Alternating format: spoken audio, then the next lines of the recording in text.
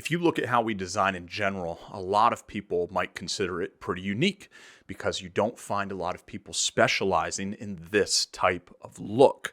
It's appreciated, it's sought after, it's even revered in some cases, but it's not mainstream because most of the larger outlets of furniture and decor simply don't play in this arena. Every once in a while, though, we get requested to do something that's even more unique than usual. I love when these people come around because it's not something that we're typically asked of, even though we do a ton of unique designs. I'm always waiting for that person to send us a message, though. In comes Brad, an Army vet that has worked for a NASCAR team as well as Boeing. Aircrafts, race cars, sports, outdoors, patriotic touches, these are all his vocation. I already know that whatever he asks us to do is going to be enjoyable. And then he pulls this one on me. I'd like to design my home office as if Ernest Hemingway or Teddy Roosevelt themselves used this office. I want it to be a campaign style. You have my full attention. Let's do this. Today I'm going to show you how we helped Brad out with his home office design by creating a vintage design for this vet. If you're a returning subscriber, hit the thumbs up. If you're new here, hopefully by the end of this video, you'll be a subscriber.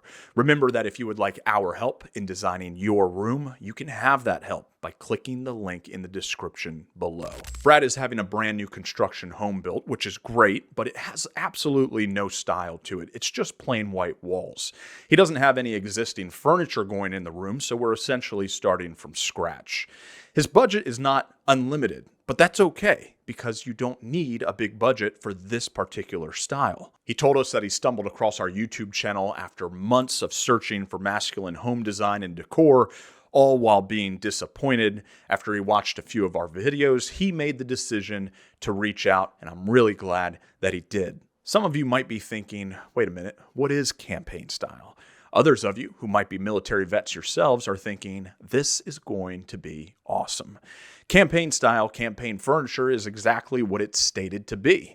It's furniture that was used during military campaigns and expeditions. It's easily broken down and it can be transported with, again, relative ease. The pieces themselves are not overly complex. They're way more utilitarian in nature. The look of them is very traditional and classic because of the time period that they stemmed out of. These types of pieces became really popular during the rise of the British Empire and then the expansion of the British Empire. Now, obviously, Brad is not using his home office as a mobile comm center during a campaign, as far as we know.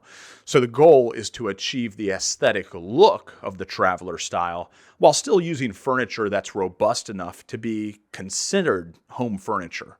Let's start with the walls. In my mind, we have three colors to choose from. Those are white, black, or natural wood. Why?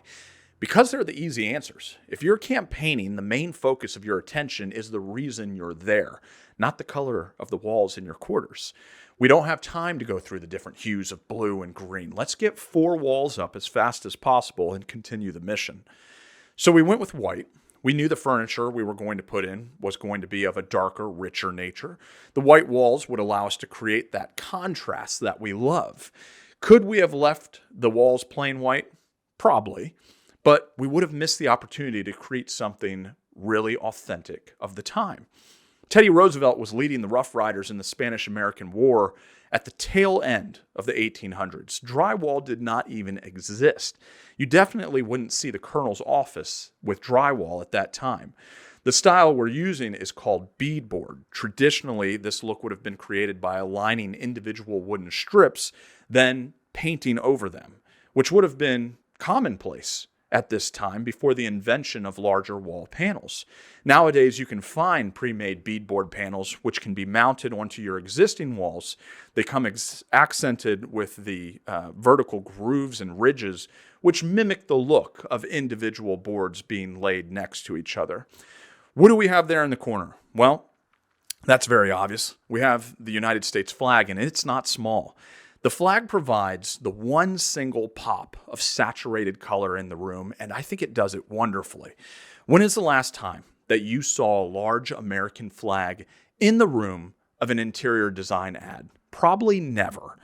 Quite honestly, I don't know why this is. I'm not sure if it's considered taboo among certain demographics and geographic areas, but you rarely see the use of it. And what likely occurs is that the larger population never sees an example of it and is never exposed to using it in an interior room, so they have nothing to mimic in their own homes. For us being here in Washington, D.C. area, I see it very often with government and contracting buildings. When you get closer to military bases or communities which have a lot of veterans, you certainly find flags in the home, but most often you see them pinned to the wall in a rectangular fashion as if they're a poster. And a lot of times you find them only in garages.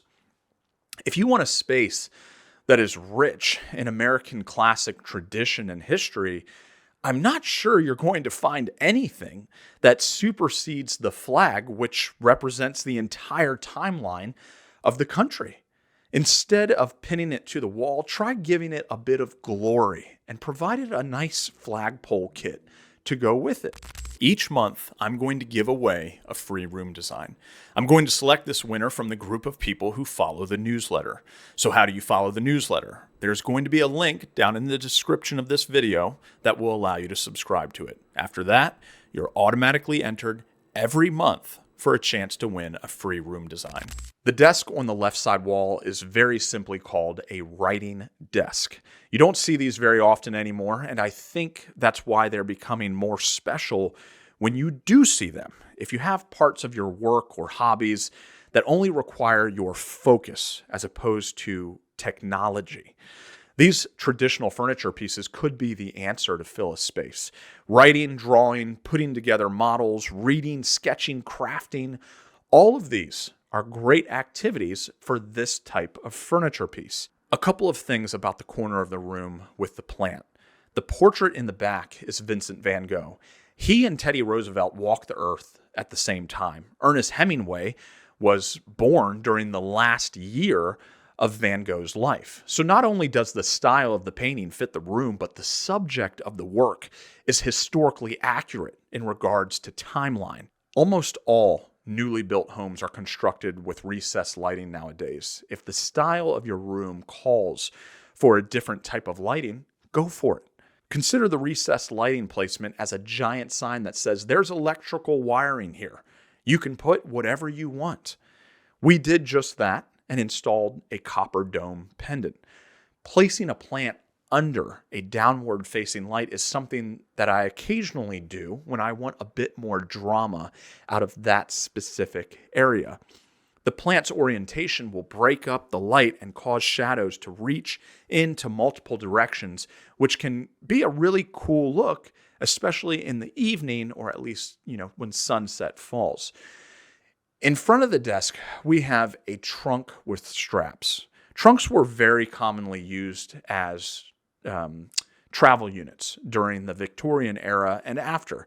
That's why you see them appear in so many vintage-themed rooms. It seemed fitting to put this in place of what would have been a typical ottoman to kick your feet up onto. For a room that doesn't have a huge closet, it's a welcome addition for storage as well. You have now seen one way of creating a vintage home office. If you like the video, hit the thumbs up. If you feel like sticking around a while, feel free to subscribe. See you on the next one.